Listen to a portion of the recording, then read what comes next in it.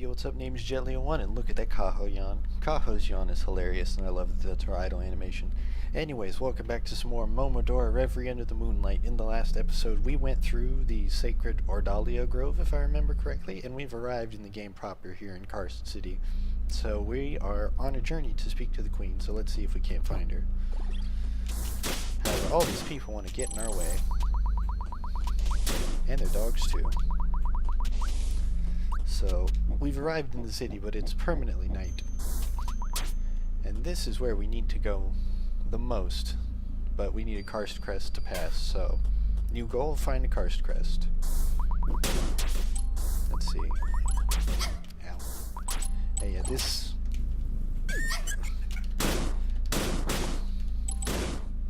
This part of the game does not mess around, although actually... Just none of the game messes around, because again, that half health me, and I have maximum health. Down there would be usually your first, or well, second. There's a hidden one in Ordalia Grove, but this is where you would normally get one of your earliest life upgrades, and you would need them. Yep. So let's see, we can't get up there yet, so let's see what's in here. Oh, there was a guy there. And I believe there would be an item there. I think that would be a, I think that's where you get the second bellflower. Madam, are you okay? Make this stop. I wish I could. That's what I'm working on. Okay, one of those there. And I don't need to be fighting the enemies. I should probably just move on. But, fighting enemies will be important if you play through this, because that's how you get money, especially if in the last episode I showed you where the big guy was, and I said there was an item that boosts the amount of money enemies drop, and you're going to want that. See, this way. Okay, so if you loop back around, you can clear through this house and open this door, so it'll automatically open itself going forward. And you're going to want to do that because when you drop down here, we meet ourselves our second boss. This? Huh? Looks like some outsider missionary. Your rotten corpse will serve my mistress well. So yeah, we have our second boss. This is Mocha. Mocha's a joker, though. Especially with the incensory, which I shouldn't have at this moment. But we can just stun lock him on New Game Plus. But even if you're not New Game Plus, you're just going to want to sit there and shoot him down. But now we come to his boss, the real challenge. This is the Witch of Decay, Lubella. She's pretty rough if you don't know what you're doing, because you have to dodge roll your way through a lot of her attacks. And I got stupid lucky. Wow. She has a lot more attacks than that. They're a lot more annoying, usually where she disappears under the screen and fires off a lot more laser balls that are harder to dodge. But to no-hit her, all you've got to really do is that whenever the lasers appear above you, just be ready to dodge roll through them. You little pest. I can't waste any more time with you. And so she just disappears.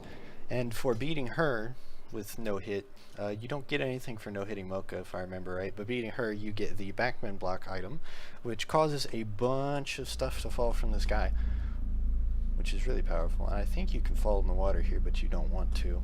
I'm pretty sure that you just drown. So here we come.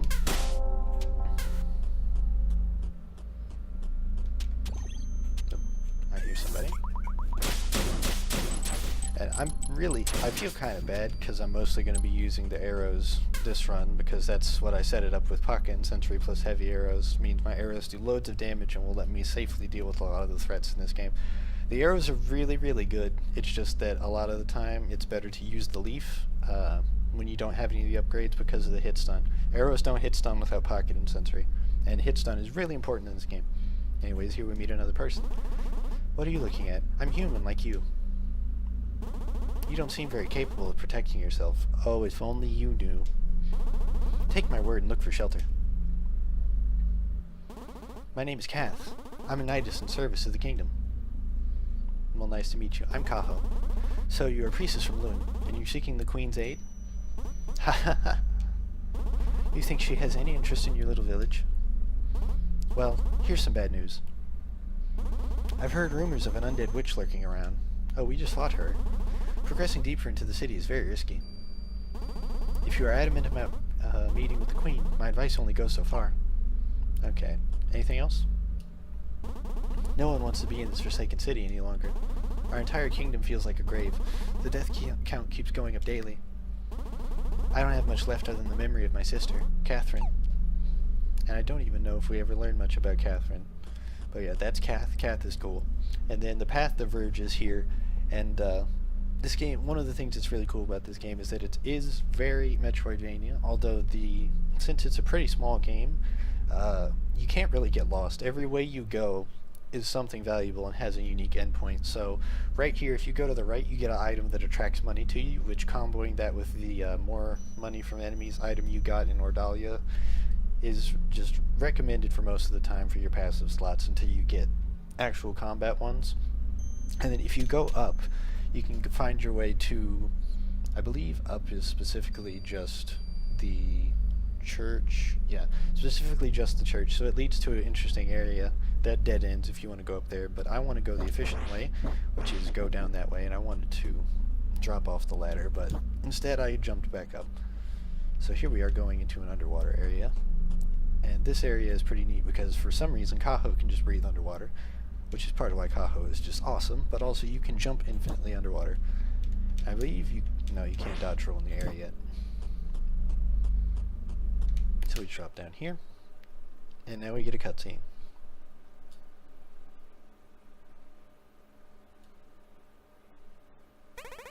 Finally out of the cell. It should be safe here. This place seems to be completely abandoned. Now, which way is the forest again?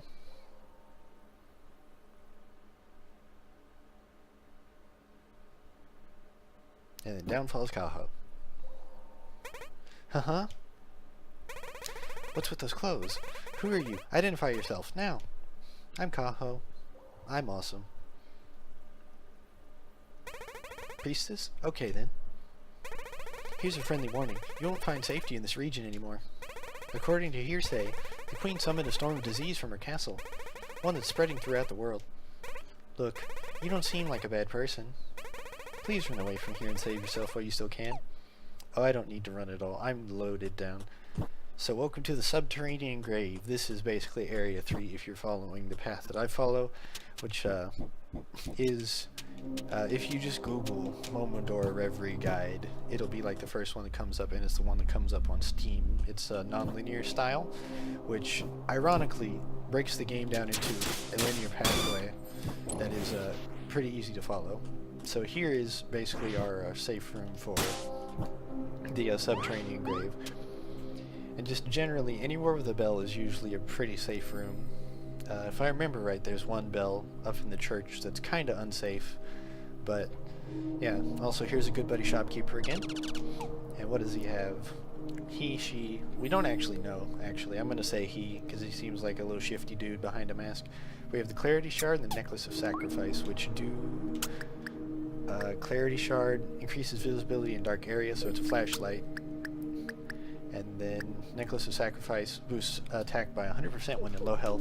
So you can get up to some ridiculous combos because there's the item that you can get later called the Tainted Missive, which doubles your damage but deals damage to your health. So you can... Whoa, those go really far. And they boomerang. I'm waiting for that one to come back because I could hear it. I didn't trust that.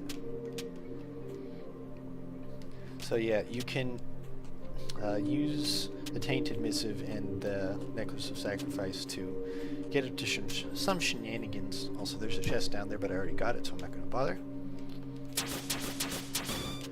And there's little Medusa head things, kind of like from Castlevania. Also, we can't go this way quite yet, but that way is important for later. So now we are in the truly underwater part of Subterranean Grave. And just the aesthetic going on in this place is great. The aesthetic in this game is just great overall, but a lot of the areas are really good. I believe there's let's see, do we have we have a map. It's cool. So I have 100% map completion too, so I can see whenever I want. Let's see. So down there I believe is just a bonus room. It's not actually where we need to go. Where we need to go is this way. And I always tag the bells just in case, because even with all this power, this game can and will beat you into the ground. Like, you see those spikes down there? Those are 100% kill chance. Like, spikes in this game are like Mega Man spikes. They just flat kill you, so don't land on the spikes. Also, I never noticed that the enemies with the torches actually have light. Also, sometimes when you kill those, usually with melee kills just to mess with you, they will drop their torch on the ground and it will, you know, ignite a fire and burn you. Man, you can tell I've played this game. I haven't played this game in quite a while, and I still have the run to the bosses just memorized because I died so much. Also, let's see. Down here was... I think there was probably an item up there. There's a lot of items to find. Like, first playthroughs of this are really fun because you really feel that Metroidvania feel, where it's like there's just so much to find. Every corner, there's something for you to grab. Also, this is not a pacifist run because I'm just murdering everything I can find. Let's see. Can we? We can. We can hop that. It's just very difficult. Let's see.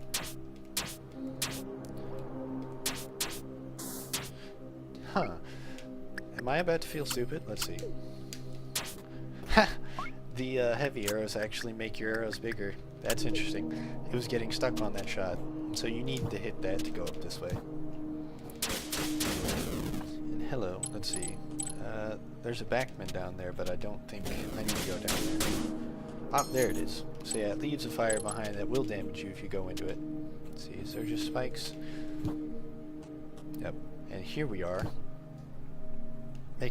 Oh, we're stuck on a box is what we are. I'm going to charge this up because I know things. If you charge going into a boss... Oh, praise heaven that didn't hit me.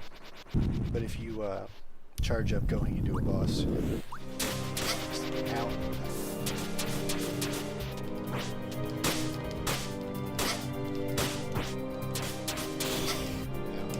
And that would totally one-shot you if you weren't broken. So I think I can just stun like this boss back. So whenever she winds up like that, be very careful. Summons. She summons help, and then her main attacks, if you get too close, she will wind up and poke you, and then she just fires a laser, which I never noticed what the call out or like the warning was for her laser, but she just fires a chest laser which you have to duck under. Or if you want to be aggressive, what I learned, the strat I used to beat her was to just get up next to her and hit her with the 1, 2, 3 if you can get it, and then roll behind her, because she would either do the laser or the just her normal melee attack. And if you just loop that, I managed to get lucky and beat her like that. So here we come to the first part of the Karst crest that we need to get into the castle. And each crest you get gives you a special ability which don't loop through to New Game Plus, which feels really weird. But this one gives us faster arrow charging. So what we can do is that you charge that really fast.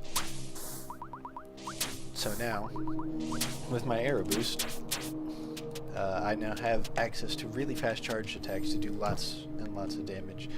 And also, I believe there would be an item around here that you need to progress, which is a key that will lead to the, or not lead to, will unlock the area that we're going to next. Also, for beating her, I believe what you get, yeah, that was Derelict Frida, so you get this item for not being hit in her battle, and it's the Sparse Thread. And this is a very, very powerful attack item. It has a, let's see, let's show it off because we're at next to a bell. It has that very short area, but it hits so very, very hard. Especially if you combo it with like a Tainted Missive or the Crystal Seed. Also, I didn't know that it triggers the bells. But anyways, that's enough for this episode. This has been Jet Leo 1, and I will see you next time as we go to the next area. See you then.